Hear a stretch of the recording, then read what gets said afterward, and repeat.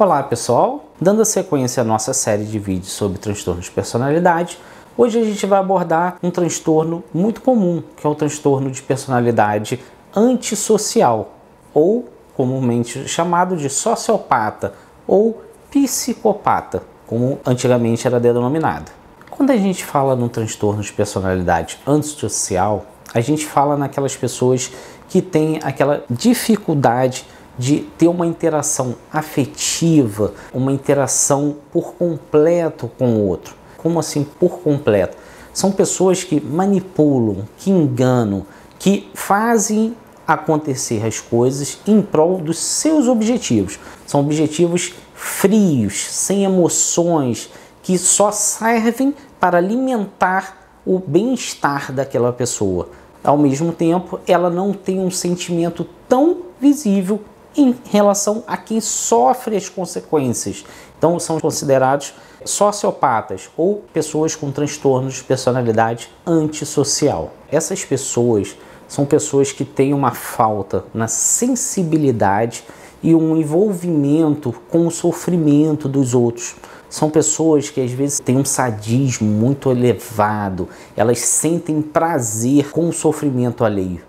Uma coisa importante a gente perceber é que o transtorno de personalidade antissocial, ele acomete mais os homens, podendo chegar a ter relação de 7 homens acometidos para uma mulher. Então é importante a gente saber que existe essa relação e prevalência maior em homens, jovens e adultos, são os mais acometidos, às vezes com nível social e econômico baixo, que querem a qualquer forma ascender, ter um ganho, ter algo positivo para que ele tenha um crescimento dele, não de quem está em volta de si. Então, além de tudo, ele não tem a sensibilidade com quem ele possa prejudicar, transgredir regras, fazer acontecer para que ele seja beneficiado. Ele não está preocupado se vai fazer pessoas sofrer ou não, às vezes não faz diretamente, mas ele não se preocupa, não tem remorso, são pessoas extremamente frias. A relação pessoal é nula. Às vezes, né, um filho sofre demais, por quê? Com a necessidade de repente de ascender numa posição, numa carreira, ele não consegue despender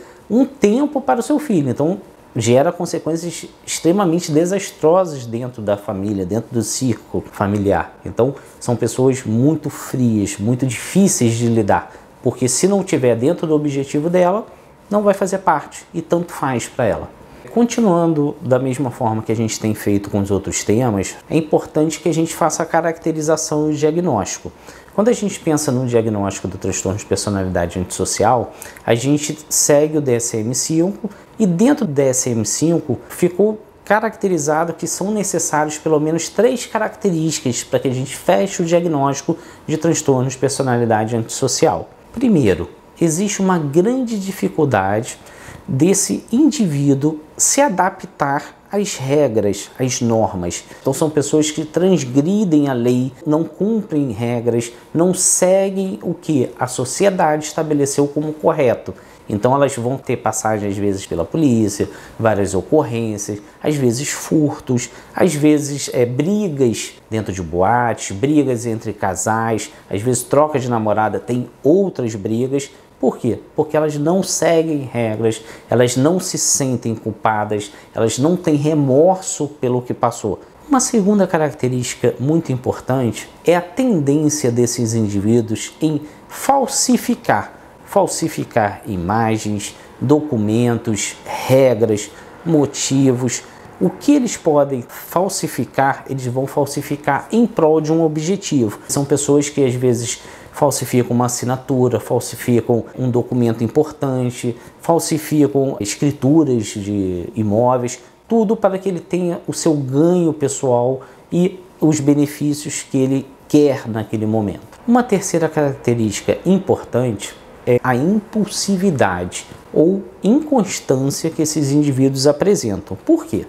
Eles são tão inconstantes que eles não conseguem planejar um futuro. Eles têm uma dificuldade muito grande.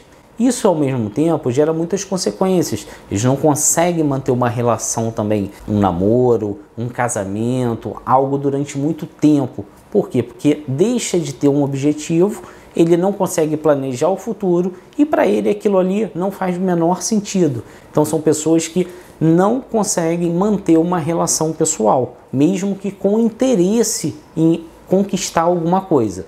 Embora a gente tenha falado que ele tem uma dificuldade muito grande em ter um relacionamento mais prolongado, esses indivíduos têm uma facilidade muito grande em iniciar as relações. Por quê? Porque como ele não tem sentimento, ele sabe manipular, ele sabe achar a brecha para conquistar o que ele quer. Porém, toda relação necessita do envolvimento, da doação, e eles não têm isso para oferecer. Uma outra característica importante, que é o baixo limiar que essas pessoas têm em relação à tolerância, a frustrações. São indivíduos que reagem de forma muito explosiva, muito irritadiça, eles arrumam confusão, seja verbal, física, e não medem consequências. Por quê? Porque eles não sofrem com isso. Estão envolvidos em brigas, em festas e que arrumam confusões desproporcionais e com um motivo que às vezes é muito pequeno, porque simplesmente não seguiu o que ele queria. Existem alguns estudos que mostram que uma grande parcela de indivíduos que estão em unidades, de segurança máxima que tem esse transtorno. São pessoas muito agressivas, que saem da média. Não é simplesmente assim, eu fiz um roubo. São pessoas que estão envolvidas em crimes muito graves, que chocam a gente e que geram consequências assim, que você nem imagina, às vezes, por um simples roubo de um carro. E que não teria necessidade da pessoa fazer tamanha proporção, tamanha maldade. Uma quinta característica importante é o descaso dessas pessoas com a segurança, tanto de si quanto dos outros. São indivíduos que não têm a preocupação se vai se machucar, se vai machucar os outros, se vai gerar consequências, se vai ter morte, se vai ter algo maior. Ele não pensa nisso. Então são indivíduos extremamente frios e que não fazem um cálculo se vai gerar problema naquela situação. Não tem o racional tão perfeitamente atuante associado ao emocional. Uma sexta característica também importante é a irresponsabilidade que esses indivíduos têm nas questões de obrigações no trabalho, financeiras.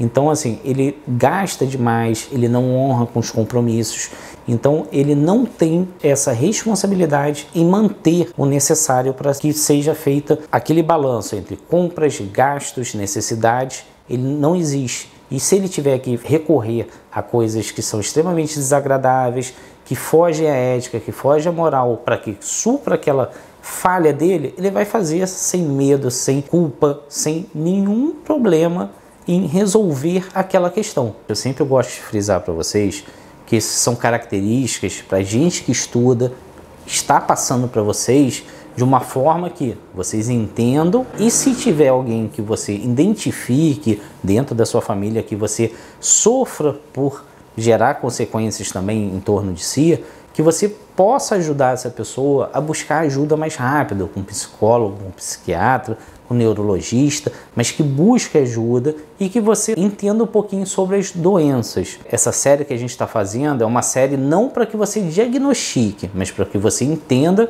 e saiba como que acontece isso dentro do indivíduo. Mas isso é um papel do profissional fazer um diagnóstico correto e ajudar no tratamento. Então eu espero que vocês tenham gostado, espero que vocês estejam gostando dessa série de vídeos. Se você puder, mande para um amigo, para um conhecido, indique o nosso canal, que assim a gente vai estar levando conhecimento, levando ajuda para mais e mais pessoas. Dá um joinha, compartilha e se tiver alguma sugestão, deixa nos nossos comentários. A gente podendo fazer um vídeo para abordar esse assunto, a gente vai fazer com o maior prazer para vocês. E lembrando sempre, a gente tem vídeos novos todas as quintas-feiras. Até o nosso próximo vídeo.